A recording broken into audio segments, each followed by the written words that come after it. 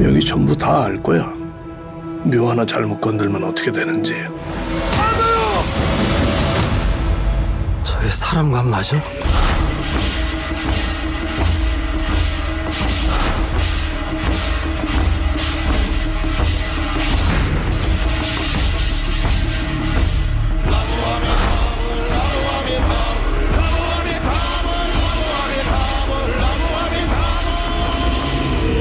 뭐가 나왔다고 거기서. 겁나 험한 게.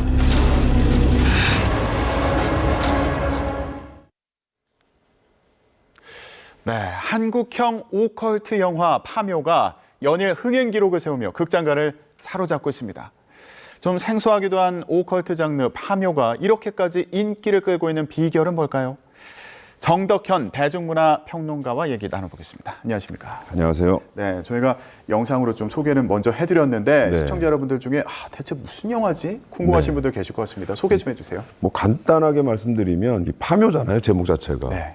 우리가 흔히 이제 묘자리를 잘못 썼다 이런 얘기 많이 하잖아요. 그래서 묘자리를 잘못 쓰면 후대가 굉장히 뭔가 어려운 일을 겪는다거나 뭐 이런 것들이 생긴다는 그런 생각들을 우리가 많이 하고 있는데, 그래서 여기는 이제 뭔가 그 선대의 묘가 뭔가 잘못돼 있다는 것 때문에 지금 후세들이 굉장히 고통받는 집안의 문제를 해결하기 위해서 여기는 무당 등장을 하고, 그다음에 예. 풍수사, 뭐 장의사 이런 분들이 나와서 이 문제를 해결하기 위해서 묘를 파내는, 예. 그래서 이장을 하는 과정에서 벌어지는 사건들을 다루는 그런 얘기입니다. 그렇군요. 네. 내용을 이렇게 들으면 좀 공포스러울 것 같기도 하고 막 깜짝깜짝 놀랄 것 같기도 하고 그런데 네. 제가 오컬트 영화라고 소개를 해드렸잖아요. 네네. 이게 어떤 장르입니까? 오컬트 하면 많은 분들이 지금은 좀 저변이 알아서 좀 어느 정도 좀 아실 거예요. 뭔가 으스스하고 오싹한 이야기, 흔히 얘기하는 뭐 악령이 들었다. 그럼 뭐 구마의식을 한다거나 뭐 이런 장면들을 여러분들이 많이 떠오르실 것 같거든요. 네.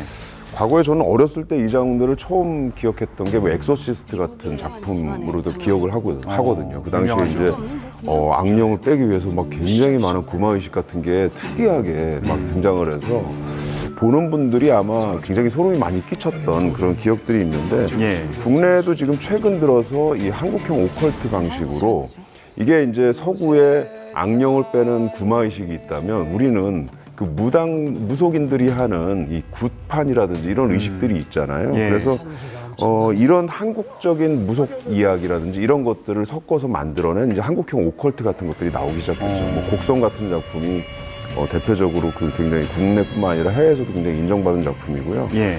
이 장재현 감독님은 이쪽 장르의 뭐 장인으로 알려져 있고 이 장르를 계속 지속적으로 해온 감독님인데, 검은 사제들이라는 작품은 굉장히 또 대중적으로 성공했습니다.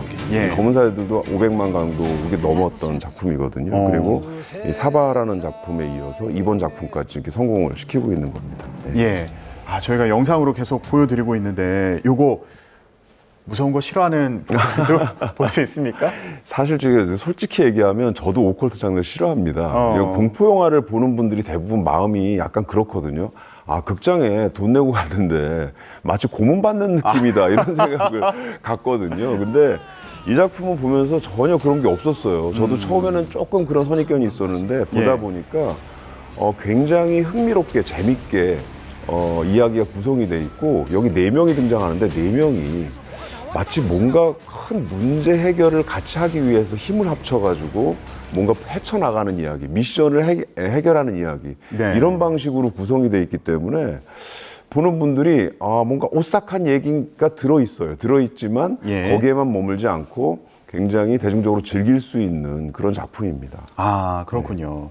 자, 개봉 11일 만에 600만 관객을 돌파했습니다. 네.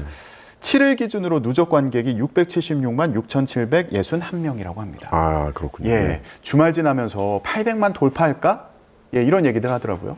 저는 뭐 충분히 가능한 얘기라고 생각이 들고요. 이제 곡성이 사실 한국형 오컬트로는 이례적으로 굉장히 큰 성공을 해서 거의 뭐 700만에 가까운 그런 관객을 들였었는데, 이 작품은 지금 1000만 얘기까지도 나오고 있어요. 예. 근데 그 이유는 뭐냐면 오컬트라는 장르가 갖고 있는 굉장히 뭔가 마니아적인 어떤 색깔들이 분명히 있는데, 그런 마니아적인 색깔들을 상당 부분 누그러뜨리면서 상업적이고 뭔가 좀 대중적인 접근을 했다는 거예요. 그래서 보면 아마 많은 분들이 시간 가는 줄 모르고 볼 수 있는 작품입니다. 그리고 영화가 전반부, 후반부로 이렇게 나눠져서 전반부에 한 이야기가 일단락 된 것처럼 보이지만 다시 예. 또 후반부에 또 다른 이야기가 쭉 펼쳐지면서 예. 굉장히 밀도감 있게 몰입해서 영화를 볼 수 있는 그런 힘이 있는 작품이라고 저는 생각합니다. 그러다 보니까 이거 오컬트 영화 중에 처음으로 1000만 관객 돌파하는 거 아닌가? 네. 예, 이런 기대를 하는 경우도 있더라고요. 예, 지금 뭐 그런 얘기가 나오고 있는데, 그래서 이게 오컬트 장르로 꼭 봐야 되는가. 이게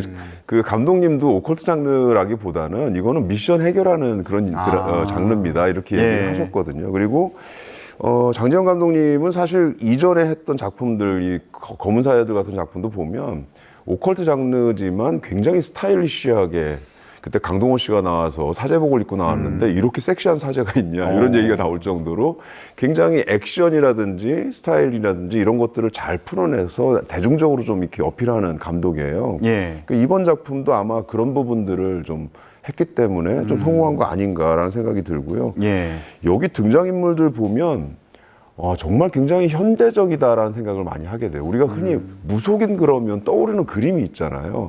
여기도 이제 그림이 아까 나오지만 저렇게 약간 그 무속인의 복장을 입고 예. 구슬할 때는 등장을 하는데 예. 일상으로 돌아가면 굉장히 스타일리시한 옷을 입고 다니거든요. 예. 여기 뭐 가죽 롱코트 같은 걸 입고 다니는 모습이 나오는데 예. 흔히 얘기해서 이제 MZ 세대 무속인이다 이런 얘기가 나오고 있어요. 그래서 보는 분들 입장에서는 이게 좀 옛날 우리가 틀에 박힌 이미지들, 어떤 무속하면 틀에 박힌 이미지들이 있는데 그런 부분을 상당히 좀 깬 부분이 좀 있다는 생각도 들고요. 예.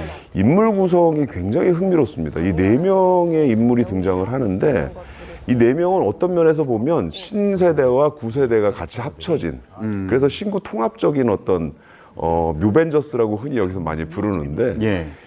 하나의 문제 해결을 하기 위해서 신구 세대가 힘을 합치는 이야기, 이렇게도 얘기할 수 있을 것 같아요. 묘벤져스라고 부르는 거는 이 무덤과 관련된 문제를 해결하는 뭐 맞습니다. 영들이다 이런 얘기입니까? 맞습니다. 예, 그래서 여기는 물론 뭐 슈퍼히어로에서 뭐 초능력을 가진 인물들은 아니지만 각자 작은 일에서의 전문가들이라는 거죠. 그래서 예. 그 전문가들이 모여서 이 문제를 해결하는데, 여기 보면 이제 그 김고은 씨 같은 경우는 굉장히 힙한 무당으로 등장을 하고요. 이 화림이라는 역할인데 예. 평상시에 컨버스 운동화 같은 걸 신고 나와가지고 구슬하고 뭐 이런 게 나오고요. 이도현 씨 같은 경우는 굉장히 몸에 전신에 약간 그 문신 같은 거를 하고 머리도 이렇게 뒤로 탁 묶어서 굉장히 MZ세대의 스타일을 좀 많이 보여줍니다. 이 두 인물이 굉장히 MZ세대의 특징을 갖고 있다면 여기 이제 최민식 씨랑 유해진 씨가 각각 그 풍수사와 장의사로 등장을 하는데, 실제로 지금 풍수사 장의사는 직업적으로도 많이 없어지고 있는 직업이거든요. 그래서 젊은 세대가 할 수 없고 좀 나이 든 세대가 등장을 하는데 이 기성 세대와 이 젊은 세대가 합쳐서 이 묘에 관련된 문제를 해결하는 이런 얘기가 되는 거죠. 풍수질이라는 요소가 들어간 것도 네. 한국 관객들의 어떤 흥미를 자극하는 요소가 아닐까 싶기도 하고. 아마 한국인들만큼 땅에 대한 관심이 지대한 민족이 없을 거예요. 그건 뭐 부동산 관련된 얘기도 그렇지만 우리가 묘자리 가는 것 갖고도 굉장히 신경을 많이 쓰는 민족이긴 하잖아요. 그래서 이 풍수에 대한 이야기가 여기 들어가 있고, 예. 그 다음에 이 땅을 이 감독이 바라보는 시각이 굉장히 특이해요. 이 땅은 그냥 있는 땅이 아니라 과거에 있었던 어떤 역사들이 다 이렇게 뭉쳐져 있는 땅이다라고 이렇게 얘기를 해요. 그러면 예. 그 땅에 들어있는 뭔가 잘못된 것들을 파헤쳐서 뭐 해결한다는, 원상복구로 돌린다는 이야기는 사실은 이게 역사적인 이야기까지도 이게 머무를 수 있는, 이 작품이 뒤로 가면 다시 역사 얘기로 슉 들어간다는 거죠. 예. 이런 부분들이 아주 흥미롭습니다. 예. 그러니까요. 이게 묘를 잘못 써서 뭐 집안에 좀 안 좋은 일이 생기는 것 같다라는 그 집안의 부탁을 받고 네. 묘를 이제 이장하려고 네네. 이제 모인 네. 그 사람들인데, 이게 뒤로 갈수록 항일 코드가 이제 눈에 맞습니다. 띈다 이런 얘기들도 있습니다. 알고 보니 이 집안이 뭐 친일했던 집안이라는 거, 그 다음에 그 밑에 들어가 보면 일제 잔재로서 우리가 이제 사실은 그 얘기들이 되게 많이 나오고 있어요. 예전에 쇠말뚝 얘기도 굉장히 많이 나왔잖아요. 일제의 잔재로서 그 밑에 심겨져 있는 또 하나의 뭔가가 있다. 예. 근데 그거를 파헤쳐서 원 상태로 돌린다. 이런 이야기로 가기 때문에 처음에 오컬트로 쭉 진행이 되고 굉장히 오싹한 이야기로 가고 묘를 파낸다는 것 자체가 굉장히 흥미롭잖아요. 예. 두렵기도 하면서 그러다가 점점점 파고 들어가면 아 이게 뭔가 역사적인 코드가 여기 안에 같이 들어가 있구나. 그래서 메시지가 뒤로 갈수록 좀 새로운 쪽으로 옮겨가지만 그게 굉장히 흥미롭게 진행이 됩니다. 아, 그렇군요. 그러니까 앞부분에서는 굉장히 어떤 그 묘한 분위기에 빠져들듯이 영화를 네. 보다가 뒤로 갈수록 이제 다른 코드가 나오면서 맞습니다. 또 흥미로운 또 여러 가지 네. 해석할 것들이 있다. 오컬트가 뒤로 갈수록 사실은 점점 더 공포감은 높아지거든요. 근데 이 공포감이 높아지는 만큼 이 작품도 마찬가지인데 높아지는 만큼 그 이야기가 갖고 있는 은유적인 요소들이 막 들어가니까 아, 네. 관객 입장에서는 아 저걸 어떻게든 파내야 되라는 쪽에 굉장히 몰입을 하면서 끝까지 재밌게 볼 수 있는 작품이 된 거죠. 아, 그렇군요. 이런 의미가 있는 것들을 좀 해석하고 싶어하는 관객들 같은 경우는 여러 차례 보는 관객들도 있습니까? 그런 거 두고 요즘에 N차 관람이다 이렇게 얘기하던데요. 이 파묘도 지금 N차 관람 얘기들이 나오고 있고 뭐 7번 봤다, 8번 봤다 이런 얘기들이 나오고 그래요? 있어요. 근데 그렇게 되려면 어떤 요소가 있어야 되냐면 끊임없이 이 안에서 뭔가 발견해낼 수 있는 코드들이 있어야 되거든요. 근데 이 작품에는 이제 그런 영화 속에 숨겨진 코드들, 흔히 얘기하는 뭐 이스터 에그라고 얘기하는 몰래 숨겨놓은 메시지 같은 것들이 상당히 많이 코드들로 들어가 있어요. 그래서 그 안에 그냥 훅 지나간 자동차라고 봤는데 자동차에 있는 그 번호판이 알고 보니까 이 3.1절 얘기하는 03201이라든가 뭐 이런 것들을 발견하게 되는 거예요. 그 다음에 여기 나오는 그 4명의 인물이 말씀드렸지만 4명의 인물의 이름이 처음에는 그냥 이름만 나와서 그런가 보다라고 생각했는데 나중에 알고 보니까 이 이름이 다 독립운동가 이름에서 따왔다. 그리고 뭐 대표적인 게 뭐 봉길 누군지 아시겠죠? 아, 예. 네네네. 이런 인물들의 얘기가 나왔다. 그러니까 이 영화 자체가 영화로 끝나는 게 아니라 영화 안에 들어있는 많은 코드들에 의해서 이야기들이 계속 만들어지고 이런 이야기들이 만들어지는 건 요즘 영화 흥행에서 제일 중요한 게 입소문이거든요. 예. 입소문을 끊임없이 만들어내는 거고 그 다음에 그 안에서 화제성이 계속 나오기 때문에 요즘 이런 화제성이 SNS를 타고 확산이 되면서 이게 2주 만에 굉장히 빠른 속도로 600만 관객이 돌파한 이유도 예. 이런 젊은 세대들이 SNS를 통해서 이런 입소문을 확산시킨 부분들 이것도 굉장히 주요했다고 봅니다. 아, 그런데 저희가 이제 항해 코드와 관련해서도 얘기를 해봤잖아요. 일부에서는 그것과 관련해서 이념 논쟁도 벌어지는 것 같더라고요. 네, 어떤 네. 상황입니까?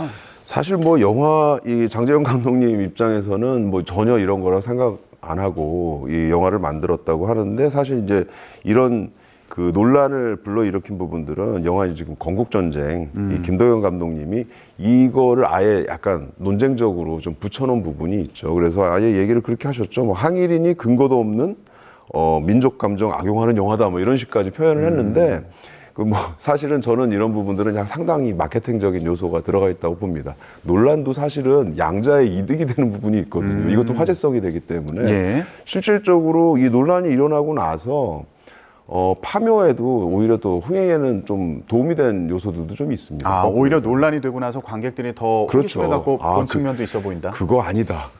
이런 이념적인 그런 영화가 아니다. 라는 측면에서 영화를 더 많이 보러 온 관객들이 많았다라고 예. 얘기하고 장재영 감독님도 실제로 이 작품은 뭐 반일 코드라기보다는 땅에 집중한 영화다. 저도 그렇게 보고 있어요. 왜냐하면 파묘라는 것 자체가 묘를 파내는 어떤 이야기잖아요. 근데 예. 파내는 이야기가 뭐냐면 잘못된 과거를 원상태로 돌린다는 의미. 이게 사실은 묘자리 2장 할 때도 그런 얘기를 하는 거잖아. 네. 그래서 이게 같이 들어가 있기 때문에 저는 그런 의미가 더 훨씬 강하다고 보입니다. 네. 주말에 파묘 이제 사람들 많이 본다니까 나도 가서 좀 봐야겠다 생각하시는 분들도 계실 텐데 네.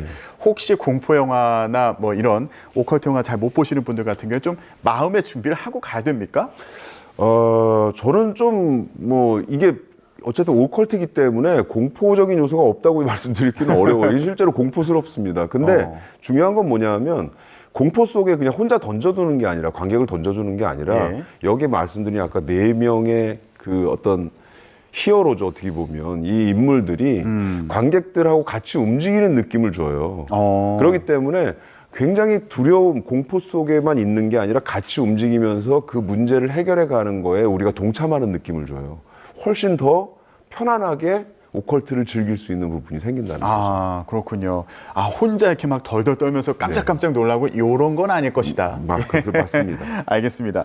자, 파묘가 1000만 관객을 돌파할까? 요거 이제 관심인데, 그러면 이거 당분간 파묘 흥행에 맞설 다른 영화는 없을까? 예, 또 다른 영화 궁금하신 분들도 계실 것 같아요. 애초에는 이제 파묘가 지금 흥행을 조금 바람을 탔을 때 제일 많이 걱정했던 게 듄 파트 2가 나오면서 예. 아, 이 작품 때문에 이게 좀 힘든 거 아닌가 이런 배우들이 방한하기도 했잖아요. 예, 그런 얘기들까지 많이 나왔었는데 뭐 다행스러운 일인지 모르겠지만 거기에는 큰 영향이 별로 없었어요. 그러니까 듄보다 훨씬 더 지금 흥행에서는 좀 앞서고 있는 상황이고 예. 다만 이제 뭐 범죄도시 4가 지금 4월 24일 날 개봉 예정으로 돼 있기 때문에 그때 범죄도시가 나오면 아무래도 좀 범죄도시의 영향력이 좀 커지지 않을까라는 생각이 예. 분명히 듭니다. 하지만 예. 이제 파묘는 저는 보기에 뭐 사실은 1000만 관객을 꼭 넘겨야 될 어떤 의무는 없어요. 근데 저는 그렇게 생각합니다. 오컬트 장르도 좀 더 대중적일 수 있다라는 부분들을 파묘가 분명히 보여줬으면 하는 측면이 있고 곡성이라는 작품이 갖고 있는 기록은 당연히 좀 깰 거라고 생각하지만 그걸 좀 기록을 넘음으로 해서 오컬트 장르에 대한 대중적 저변 이런 것들 좀 생기면 좋을 거라는 생각이 듭니다. 예, 알겠습니다. 주말 앞두고 영화 관련 얘기도 해봤습니다. 오늘 말씀 여기까지 듣겠습니다. 정덕현 대중문화평론가였습니다. 고맙습니다. 감사합니다.